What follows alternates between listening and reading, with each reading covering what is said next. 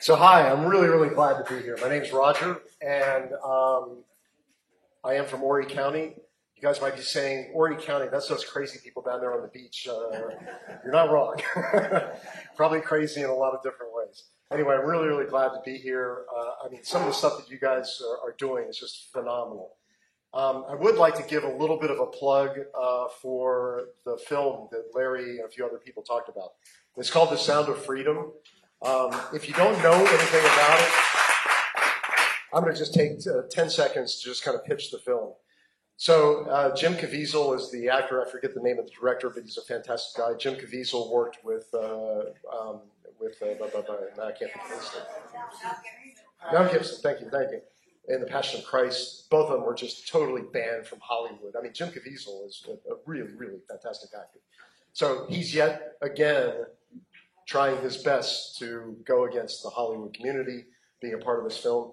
So it's all about the human trafficking problem, epidemic, disaster. It just burns me up inside to even think about human trafficking and child trafficking. And when I was the film is all about that. I haven't seen it yet. I bought tickets as soon as they were available. I think they're asking if like 2 million people can go ahead and pre-order tickets. There's a good chance. I think you said that like there's going to be 4 showings in Rock Hill. If the producers and the distribution people start seeing big numbers, they're going to expand it and hold it there for a long time. But anyway, from what I know about the film, it's really about how our government institutions are playing a big part in the human trafficking. So when we all sit there and say, why can't this problem be solved? I think you'll find a lot of things in the film. So I will tell you from my own experience, and this is a bit from the heart. I worked overseas for a long time, and I did a lot of investigative work, and we actually put some really bad people away. And when I came back to the States and I was campaigning to basically do the same job that Larry's doing 2 years ago, I was kind of bringing this up, and that's my experience. I have 15 years of finding the bad guys and prosecuting them and putting them in jail, and we were really successful. So as I moved forward in my campaign, and then I did get elected, and I'd start talking to elected officials. Okay, thank you very much. Good night. I'd ask them, what are you doing about human trafficking? I'd see them start to stare at their shoes, and I said, well, let me help you. Because when I see that sort of answer, these are the 3 answers that I've gotten from around the world. It's too hard to solve. People don't care, which is horrible. If you can believe that, I've actually had government officials tell me they don't care. Or government officials are part of the problem. They're making money off of it and whatever. And so basically I would ask politicians, I would ask people over in Singapore, which category do you fit into? But I can tell you that we were able to actually it wasn't related to human trafficking, but it was another violation. We were able to get a senior level minister actually thrown off of the cabinet in a government. So it can be done. And when politicians tell me it's too hard, I say, yes, it is very hard to take these people down, but we've done it. Over 15 years, we put some really bad people away. So anyway, that's my plug for the film. Go see it. I think you guys will find it really amazing. It'll help illustrate, what we all know to be a problem, probably by 10,000 degrees. And I think you'll see, some of the things that the director and the writers are saying from the actual experiences of the people that were doing the investigating, what government's role was in this whole thing. So anyway, what I would also now like to get into is that's not good. Give me just a second.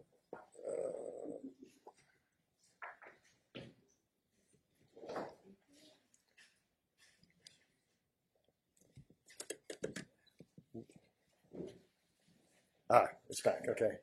So Larry asked me to talk about what's going on in Horry County, where we are over the last 2 years. But I'd like to start by congratulating everybody in here. The things that I've heard, and I got to spend about 45 minutes to an hour with Larry and Denise, and to hear some of the stories about what happened in your most recent reorganization and convention I mean, it's just really, really amazing to me. I think everybody ought to give yourselves a big round of applause. What you guys did was really, really amazing. And I'm kind of a data guy as well, and I was trying to pin Larry down with some numbers. I think he's getting annoyed with me. But it sounds like 2 years ago at your reorganization and convention, you probably had about 10% of America First patriots, and what you guys have now is something like 70%. I'm kind of thinking it's like 100% in this room. So anyway, that's amazing in just 2 years. And it just goes to show, that, not only we're able to do the things, with the delegates, obviously that ended up with electing a guy like Larry and his team. And those are fantastic things. I mean, having a powerful leader that's going to stand up to all the garbage that I'm going to talk to you about in the next 5 minutes, you guys are going to need it. So, I think, it's a lot of hard work, what all Larry and a whole lot of people did, probably many people in this room. Going out there and really, educating people as to what's going on in the state. And so many people just have no idea. And then motivating conservatives to actually take some action, to get off their sofa and do something.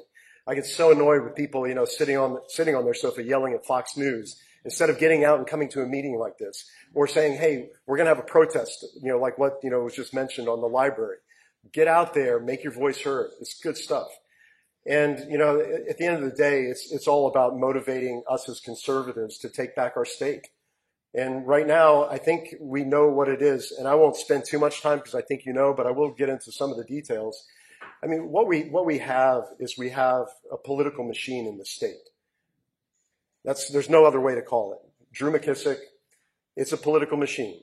And basically, any real conservatives that want to have their voice heard, they are going through extraordinary lengths to silence all of us. And I want to tell you our story, and I want to help you in your journey, because I'm pretty sure they're going to come after you guys like they came after us. So just to let everybody know, and I think you guys heard many things, and you probably know it. At the end of the day, South Carolina has a Republican legislature, so Republican House, Republican Senate, and a Republican governor. Some people call it a supermajority. Some people call it a trifecta. You guys know the statistics, right? If you look at CPAC, that actually ranks the conservative policies and legislation coming from a congressman, coming from a state legislature, coming from a state, South Carolina ranks 33 in the country. Out of 50 states, 33. There are like 4 or 5 Democrat states that actually put out more conservative policies and legislations than South Carolina.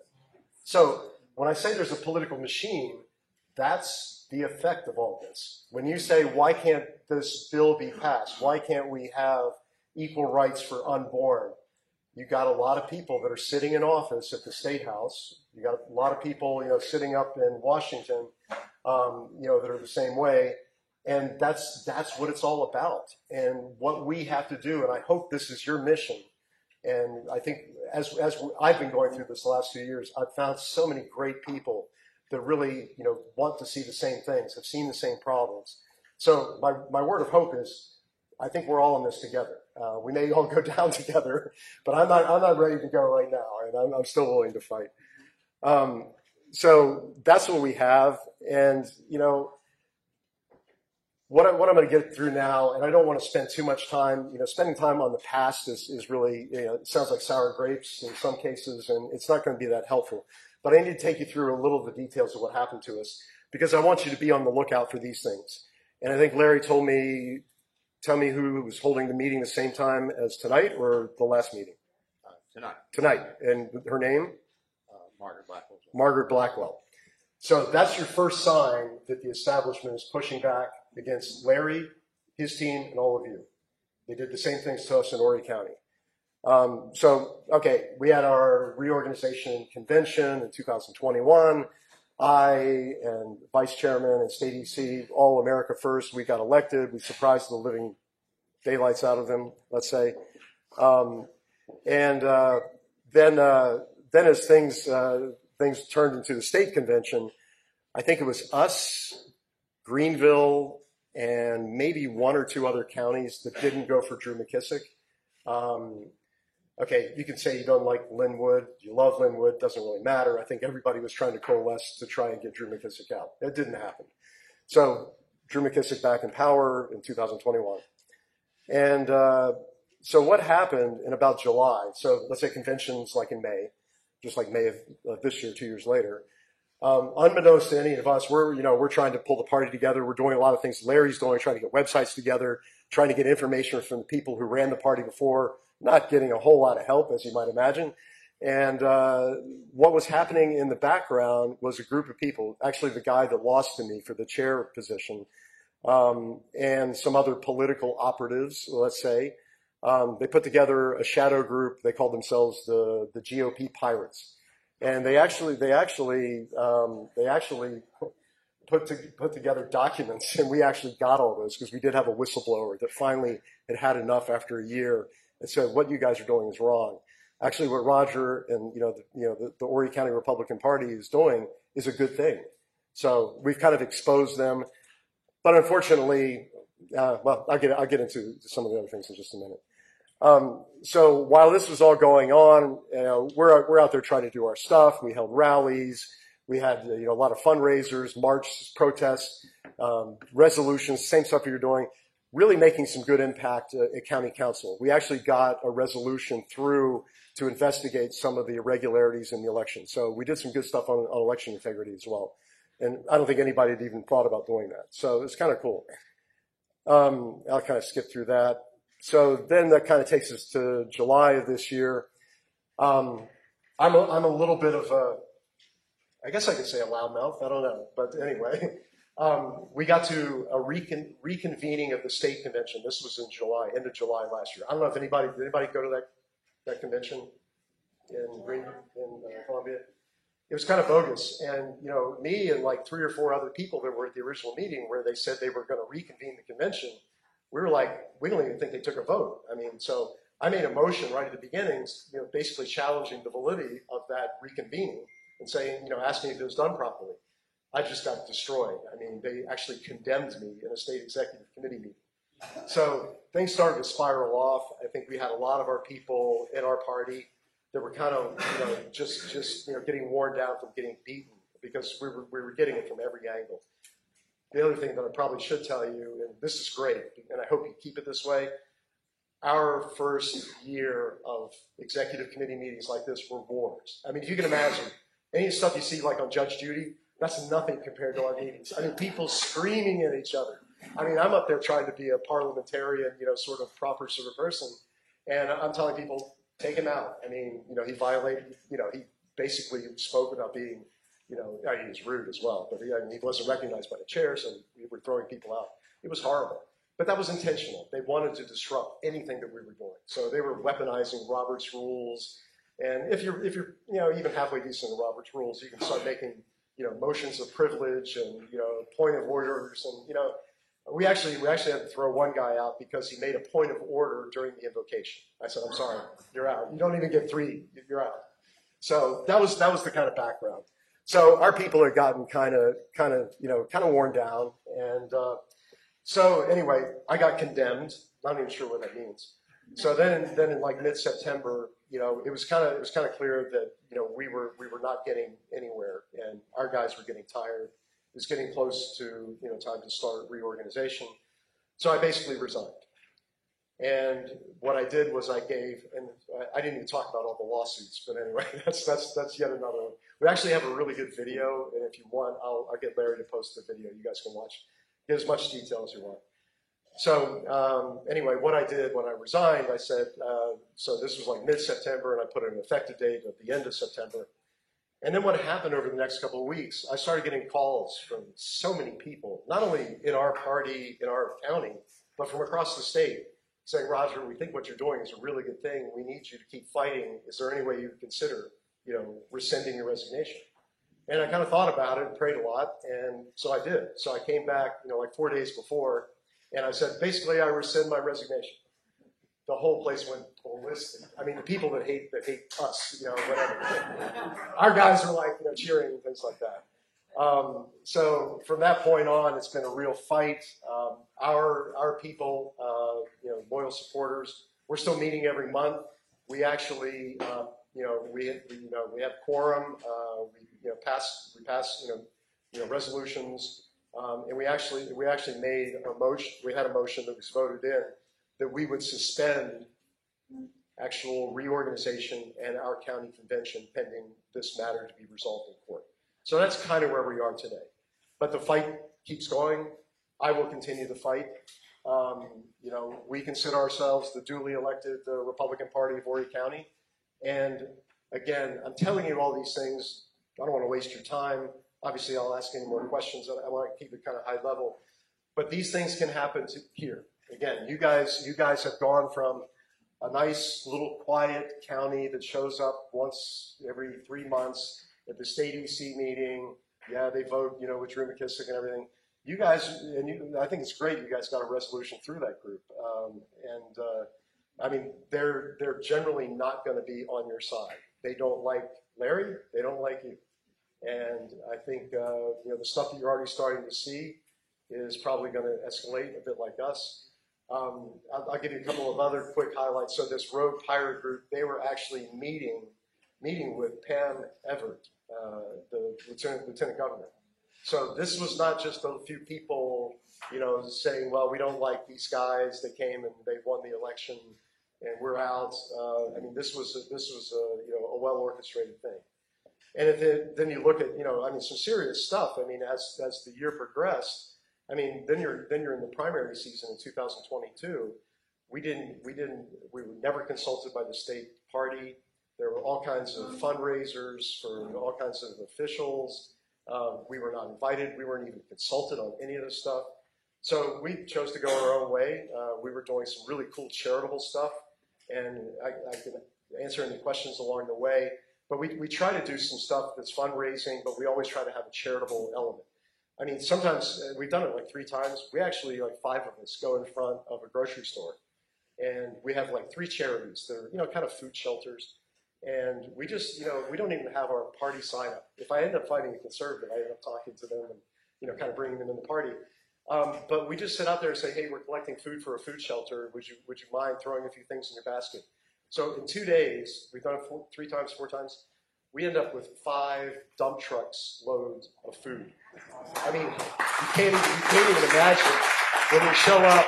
I'd love to tell you all the stories, but again, Larry's probably already chomping a bit. So anyway, we like to do stuff like that, but we also want to raise money for the party because like I forget your treasurer was saying, yeah, you get dues and things like that.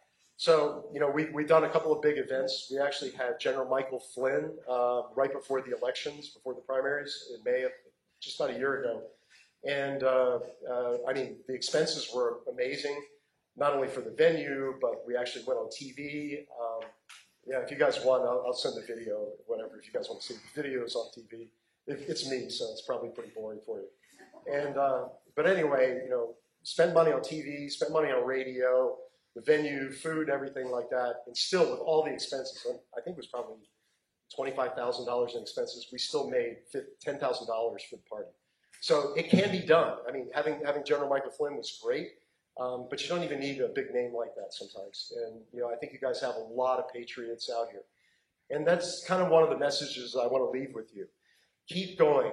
The attacks will likely come. I can't predict the future, but if it's anything close to what we went through, I think they will. So keep doing what you're doing. Believe, keep the faith, believe in God, believe you're on the right side because you are.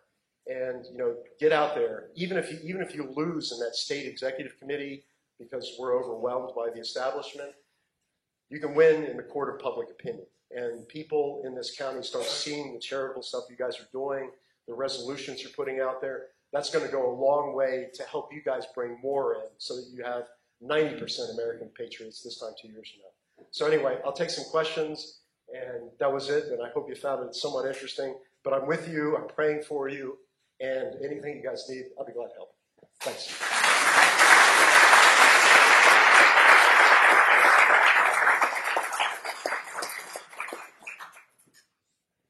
Any questions? Okay. Yeah, Roger, I have a question. Yeah. So you had a lot of support, and you swept the county. What happened with everyone? So you've got people there. Are they stepping up and staying involved? Well, yeah. I mean, it's kind of weird dynamics in Horry County. But I'd say one of the reasons that I originally resigned. You're talking about that, right? Yeah. I could see people were tired. I mean, I had some of the key people around me saying, "I just can't do this anymore. It's not worth it." My wife says that to me. She goes, "You're doing all this. You're beating your head against the wall, and how much are you getting paid?" Yeah, nothing. But it's a fight that's worth fighting. And but then when I rescinded my resignation, everybody on our side just went, just reinvigorated all of it. So did that answer your question? It did. Thank you. Yeah, it's a little complicated. Any other questions? Don't resign.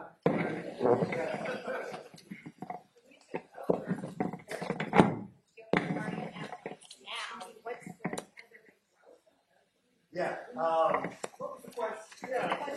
I asked about the growth since the new kind of people took over. Yeah. I just wondered the numbers, really. So just to give you a good metric, at our convention where I was elected, I think typically we would have had, or they would have had, a couple hundred people at their convention, and I think we ended up having 900 delegates that actually signed up, and I think probably like 600 actually came to the convention. So it like multiplied by 3x. They got involved enough to go to a convention, and that's part of our dynamics too. It's like, yeah, that's great, and I kind of classify people. Some people just to come and be a delegate to go to a convention one day out of 2 years, that's already a stretch for them. For people like everybody's here, even getting people to come to a meeting once, you guys have every month. Yeah, like us, coming once a month, that's a big stretch for some people. And then when you say, we want you to go, and be part of a protest, or we want you to help us, do this, and stand in front of the grocery store and collect food, it's like, So it's something we're working on. And I didn't get into all that, but Larry and I were sharing some strategies before this. But we definitely need, whether we win the court case or not, we definitely have to build our strength in numbers and active patriots. That's for sure. Did that answer your question? Yes, ma'am. No. Wait.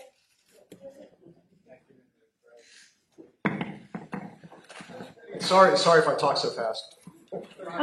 So my question is, why do everyone here is here in their free time? Right. We don't get paid to be here. We don't get paid to make America great. But the other side has foundation money. They have a lot of money that pay people to show up at protests, Absolutely. pay people to work the polls, pay people to vote, pay people to show up for this stuff.